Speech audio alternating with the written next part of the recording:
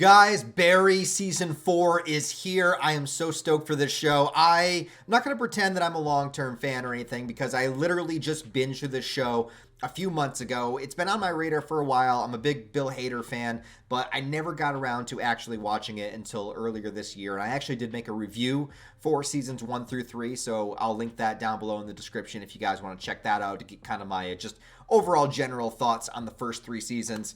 But knowing that season 4 was about to start, I was super stoked. Also, pleasant surprise, I didn't realize they were going to drop 2 episodes. I thought it was just going to be 1, so I got to watch 2 episodes. I was pretty happy about that. Yeah, let's talk about season 4. Now, right off the bat, I did hear that this was going to be one of the darkest seasons, or the darkest season. And season 3, especially, actually all of it, but I was going to say the finale for sure, got really, really dark. And Barry, of course, got arrested. So this series, season 4, is taking place with Barry in prison. So I'm really, really curious to see what direction they're going to go with that. And so far, it's been really depressing to watch, at least from Barry's perspective. There's other things going on outside that keep with the dark humor aesthetic, but with Barry in prison, I really, really want to talk about that because he is a broken, directionless, purposeless man at this point. And one thing I love that this season's starting to do, which is actually something similar to what season 1 did, and season 1 did this thing where Barry would have these kind of like fantasy scenarios of what life would be like if he had gotten with Sally and they've been together. And this was before they actually got together in the show, but he imagined them having a life together where he's like grilling outside, and another life where he's like talking to their kids and stuff like that. So he's always been this person that's had these imaginary fantasies of what a normal, regular life would look like, or what he would want life to be like if he wasn't the man that he was. And I like that in these first 2 episodes, Barry is having visions, not necessarily of a fantastical life in the future, but he's having visions of his past and him as a child. And they do this one really creative thing where they show Barry kind of in this barren desert landscape as a child where he meets Fuchs for the first time. But they do it with the camera pulled way, way back, and the characters themselves are just little figures kind of in, really, really far away. You can't really tell. You could even use different actors, and you wouldn't even be able to tell if it's actually those actors standing there, and it's very, very far away. And I like the creative decision for that, and I don't know if this is the reason why, but this is just what I got out of it, is that Barry is seeing this sort of distant past. He's seeing who he was, that innocence as a child just playing with toys, good guys and bad guys, without having any real context of what that means to be a good guy or a bad guy, or if those terms even really exist in the adult world. Everything is so convoluted and nuanced that, like, it's not as simplistic as the way that a child views the world of good guys and bad guys. And meeting Fuchs for the first time and being with his father, you kind of have that kind of all blended together, but he's seeing that from this really, really distant past, and then it comes back and it's focused like really close on Barry's face, kind of showing the reality of the situation of his present timeline. He's also realizing that he doesn't have anybody again, where he uses one phone call to call Mr. Cousineau, and he still tells him that he loves him, and he still says, did you play a trick on me? Like, again, using that kind of like childhood innocence kind of theme, it's like, did you play a trick on me? Like, he literally went in there to murder somebody and got arrested by a SWAT team, and that's what he chooses to ask, looking at it like that. And Cousineau, of course, is just like, we got you, Barry, and hangs up on him. And then he can't get a hold of Sally. She won't pick up his calls. And so he just feels so broken, and he's just punching the wall. And I love the scene where the police officer comes in. And it's almost this moment where, like, the police officer is giving him the benefit of the doubt, kind of saying, like, well, you can't be all bad, right? He sees something in him. He's like, you were on TV. You were on that show. That was a really good show you were on. He's giving him, like, validation of being a good person, or at least like having that fragment, that little piece, that seed within him somewhere. And Barry, it's almost like he gets offended by this. It's like he hates himself so much that he just believes that he's just this, destructive, chaotic, murdering, bloodlust force, which he is. And I love when he turns to the cop and he's just saying,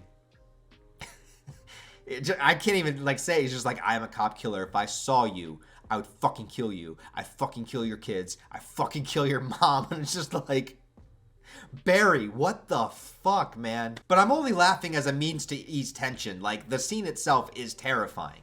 And it's Barry convincing himself that I guess this is who I am. This is what I would do. Like fuck you for even attempting to console me, you know? But the only person he can be consoled by is that person he's known since childhood, which is Fuchs, who happens to be in the same prison. And so that dynamic again starts up, which is just really depressing when you think about it. If you've watched the entire series and all of the horrible things that Fuchs has manipulated and convinced and coerced Barry into doing, and it's like everyone else that gave Barry a hope of life, you know, Kusuno and Sally, they all hate him, but Fuchs is still there, is always there. Now let's talk about the other characters. Sally right now, she returns home, and you know, I didn't realize she had this much of a bad dynamic with her parents, that even dating this this murderer, you know, her mom's like, well, you know how to pick him, you know, and then she's like, oh, I can't believe you put your personal information in the TV show that you did. It's just like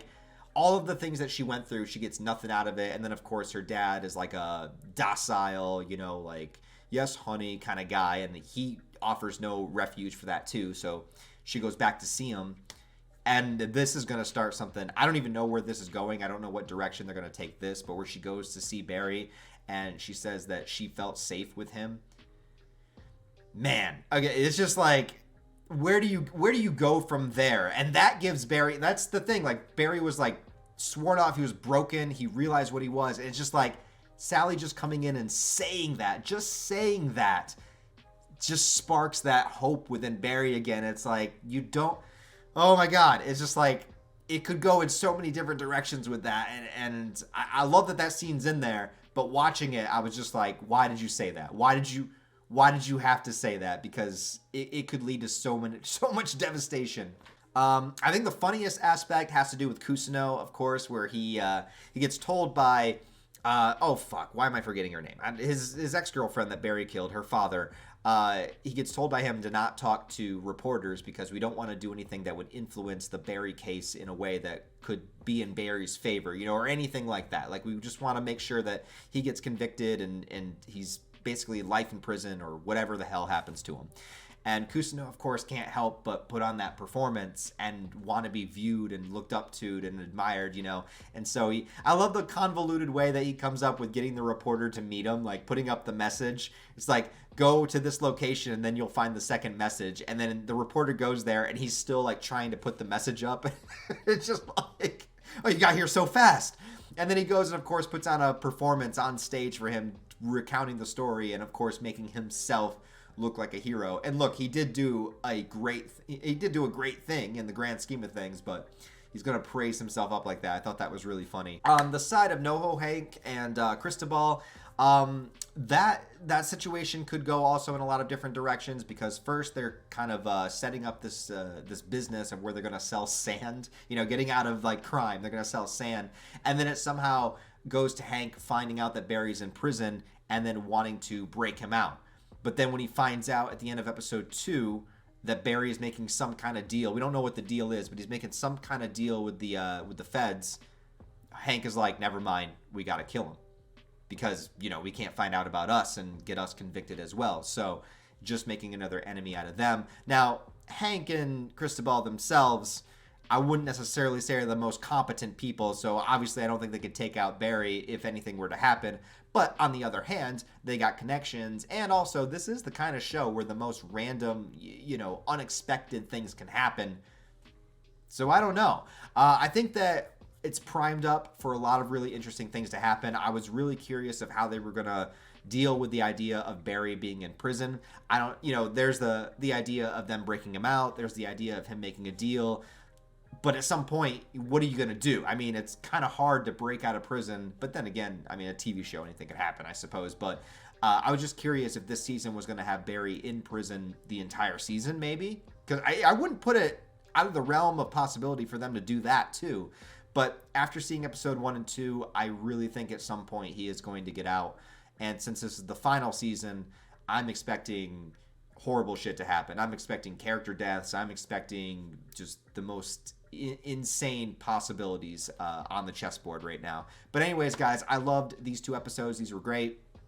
I think they're great setups. I think on their own, they're all right and they're great setups. And I can't wait to see more out of the season. I definitely want a lot more out of this season, but I think that just beginning the premise and having such a difficult situation of having your main character in prison, what do we do?